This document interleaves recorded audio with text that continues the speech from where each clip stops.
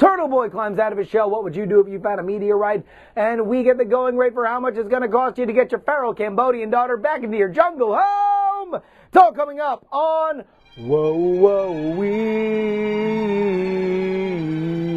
Weird Things TV.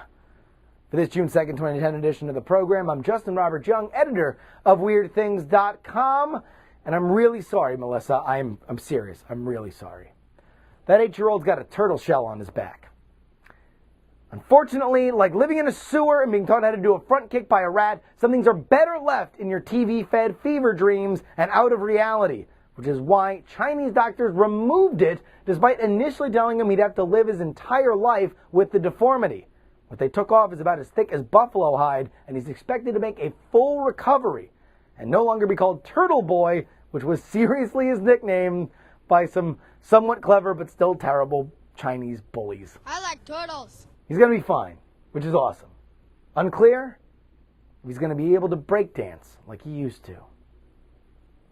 What would you do if you found a totally sweet rock on the side of the road? You throw it in your car, of course, and you take it back home.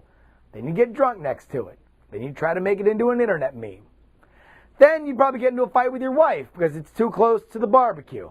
Then you move it to where she wants to move it. Then you get into another fight because it looks ridiculous over there. Then you just leave it alone because you're just going to get your way anyway. Get the last word. Fine. Just get it.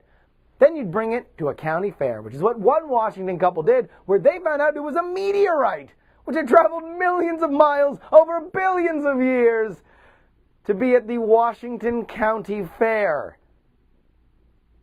It was later confirmed by a local college that it was discovered by a farmer years and years and years ago because they found a plow indentation.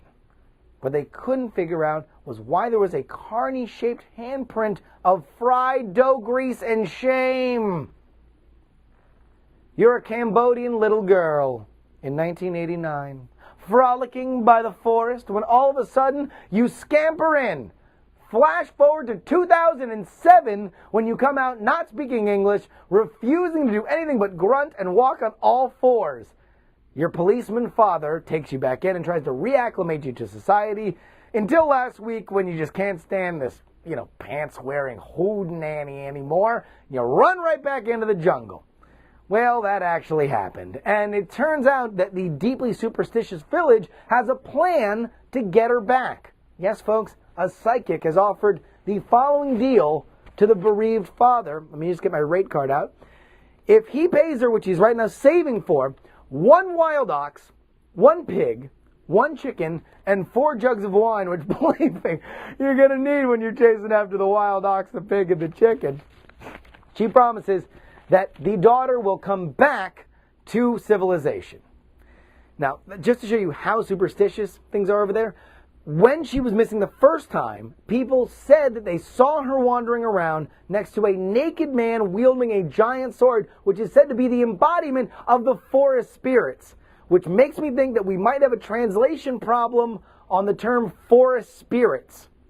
Anyway, if you want to donate, I guess, send your wild oxes to the address on screen.